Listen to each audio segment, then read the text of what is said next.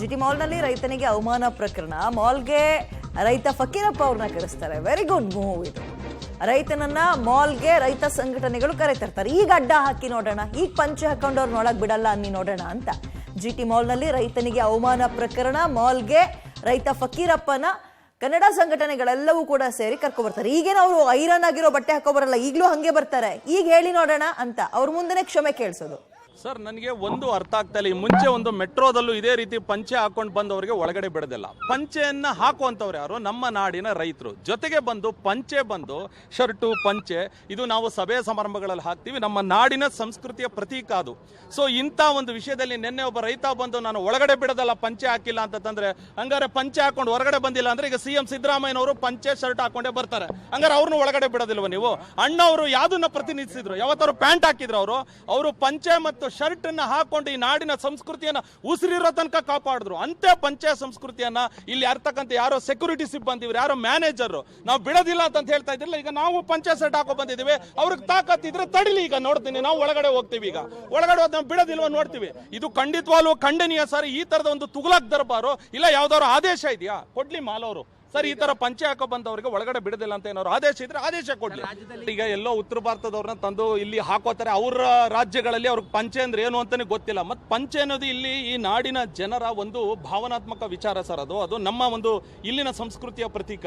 ಇಲ್ಲಿ ಬಂದು ನಿಂತ್ಕೊಂಡು ಅವ್ರನ್ನ ತರದ್ಬಿಟ್ಟು ಅವ್ರಿಗೆ ಸರಿಯಾದ ರೀತಿಯಲ್ಲಿ ಅವ್ರಿಗೆ ತರಬೇತಿಯನ್ನು ಕೊಟ್ಟಿರಲಿಲ್ಲ. ಇಲ್ಲಿ ಮಾಲ್ನವರು ಅವ್ರನ್ನ ಕರೆದು ಈ ತರದ್ದು ಬಿಡಬಾರ್ದು. ಈಗ ನಿನ್ನೆ ಅವ್ರಿಗೆ ಆಗಿರ್ತಕ್ಕಂಥ ಅವಮಾನ ಬಂದು ಇಡೀ ರಾಜ್ಯದ ಕನ್ನಡಿಗರಿಗೆ ಆಗಿರ್ತಕ್ಕಂಥ ಅವಮಾನ ಸರ್ ಇದು. ಈ ಅವಮಾನವನ್ನ ನಾವು ಖಂಡಿಸಲೇಬೇಕು. ಯಾವುದೇ ಕಾರಣಕ್ಕೂ ಇದನ್ನು ಸಹಿಸಲು ಸಾಧ್ಯ ಇಲ್ಲ.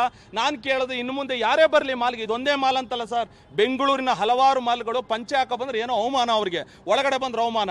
ಅದೇ ರೈತ ಬೆಳೀತಕ್ಕಂಥ ಅನ್ನವನ್ನ ಮಾರಾಟ ಮಾಡಿ ಇವತ್ತು ಎಷ್ಟೋ ಮಳಿಗೆಗಳು ನಡೀತಾ ಇದೆ ಮಾಲ್ ಒಳಗಡೆ. ಸೊ ಅದೇ ರೈತ ನಾಳೆ ದಿನ ಏನು ಕೊಡೋದಿಲ್ಲ ಒಳಗಡೆ ನಿಮ್ಗೆ ಅಂತಂದ್ರೆ ಹೇಗೆ ತಾನೇ ಇವ್ರು ಮಾಲ್ ನಡೆಸೋದಕ್ಕೆ ಸಾಧ್ಯ? ಆಮೇಲೆ ಈ ಮಾಲ್ ಒಳಗಡೆ ಬರ್ತಕ್ಕಂಥ 90% ಹೆಚ್ಚು ಜನ ರೈತರ ಮಕ್ಕಳೇ ಒಳಗಡೆ ಬರೋದು. ಹಾಗಾದ್ರೆ ಪ್ಯಾಂಟ್ ಹಾಕ್ತವ್ರಿಗೆ ಅಷ್ಟೇ ಮರ್ಯಾದೆ. ಇಲ್ಲಿ ಎಷ್ಟೋ ಜನ ಹೆಣ್ಣು ಮಕ್ಕಳು ಗಂಡು ಮಕ್ಕಳು ಯಾವ್ದೋ ರಾಜ್ಯದವರು ಸರ್, ಕರೆಕ್ಟ್ ಆಗಿ ಬಟ್ಟೆ ಹಾಕೋರಿಲ್ಲ, ಅರ್ಧಂಬರ್ಧ ಬಟ್ಟೆ ಹಾಕೊಂಡು ಒಳಗಡೆ ಬರ್ತಾರೆ, ಅವ್ರನ್ನ ಬಿಡ್ತೀರಾ? ಶಿಸ್ತಾಗಿ ಪಂಚೆ ಹಾಕೋ.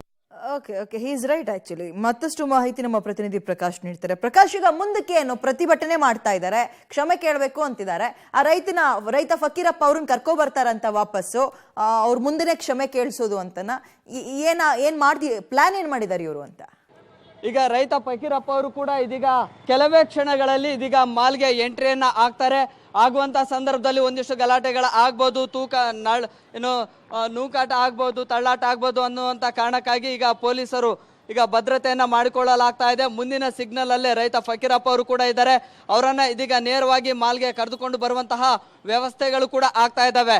ಎಲ್ಲರ ಸಮ್ಮುಖದಲ್ಲಿ ಫಕೀರಪ್ಪನನ್ನ ನಿಲ್ಲಿಸಿ ಆ ಸಿಬ್ಬಂದಿಗಳನ್ನ ಕೂಡ ನಿಲ್ಲಿಸಿ ಬಹಿರಂಗವಾಗಿ ಕ್ಷಮೆಯನ್ನ ಕೇಳಬೇಕು ಅನ್ನುವಂತಹ ಪಟ್ಟನ್ನ ಸಂಘಟನೆಯವರು ಕೂಡ ಹಿಡಿದಿದ್ದಾರೆ. ಸೊ ಆ ಕಾರಣಕ್ಕಾಗಿ ಈಗ ನಾವು ಕ್ಷಮೆಯನ್ನ ಕೇಳೋದಕ್ಕೂ ಕೂಡ ನಾವು ರೆಡಿ ಇದ್ದೀವಿ ಅನ್ನುವಂತಹ ಒಂದು ಸಮಜಾಯಿಷಿಯನ್ನ, ಒಂದು ಸ್ಪಷ್ಟನೆಯನ್ನ ಮಾಲ್ನ ಆಡಳಿತ ಸಿಬ್ಬಂದಿಗಳು ಕೂಡ ಕೊಟ್ಟಿದ್ದಾರೆ. ಗಮನಿಸ್ತಾ ಇದ್ದೀರಿ, ರೈತ ಫಕೀರಪ್ಪ ಅವರು ಕೂಡ ಈಗಾಗಲೇ ಬಂದಿದ್ದಾರೆ. ಈಗ ಅವರನ್ನ ನೇರವಾಗಿ ಈಗ ಮಾಲ್ನ ಒಳಭಾಗಕ್ಕೆ ಕರೆದುಕೊಂಡು ಹೋಗುವಂತಹ ವ್ಯವಸ್ಥೆಗಳು ಕೂಡ ಆಗುತ್ತೆ. ಈಗಾಗಲೇ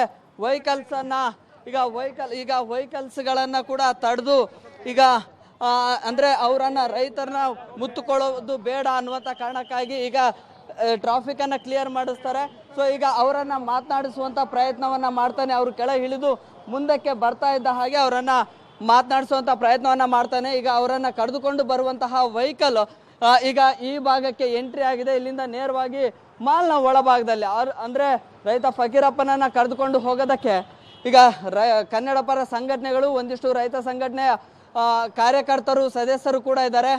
ಅವರ ಮೂಲಕವಾಗಿ ನೇರವಾಗಿ ಒಳಗಡೆ ಕರೆದುಕೊಂಡು ಹೋಗುವಂತಹ ವ್ಯವಸ್ಥೆಗಳು ಕೂಡ ಆಗುತ್ತೆ. ಇನ್ನೇನು ಇಲ್ಲಿ ಯೂಟರ್ನ್ ಅನ್ನು ತೆಗೆದುಕೊಂಡು ನೇರವಾಗಿ ಮಾಲ್ ಒಳಗಡೆ ಅಂದ್ರೆ ಇಲ್ಲಿ ಎಂಟ್ರೆನ್ಸ್ಗೆ ಕರೆದುಕೊಂಡು ಬಂದು ಒಳಗಡೆ ಕರೆದುಕೊಂಡು ಹೋಗುವಂಥ ವ್ಯವಸ್ಥೆಗಳಾಗುತ್ತೆ. ಅದಕ್ಕಾಗಿ ಎಲ್ಲ ಸಿದ್ಧತೆಗಳು ಕೂಡ ಇಲ್ಲಿ ಆಗ್ತಾ ಇದ್ದಾವೆ. ಸೊ ಈಗಾಗಲೇ ಆ ಭಾಗಕ್ಕೆ ಗಮನಿಸ್ತಾ ಇದ್ರಿ, ಈಗ ಇಲ್ಲಿ ಎಂಟ್ರೆನ್ಸ್ ಅನ್ನ ಪಡೆದುಕೊಂಡಿದ್ದಾರೆ. ಸೊ ಇಲ್ಲಿ ಎಂಟ್ರೆನ್ಸ್ ಅನ್ನ ಆಗಿದ್ದಾರೆ. ಅವ್ರನ್ನ ಮಾತನಾಡಿಸುವಂಥ ಪ್ರಯತ್ನವನ್ನು ಕೂಡ ಮಾಡ್ತೇನೆ.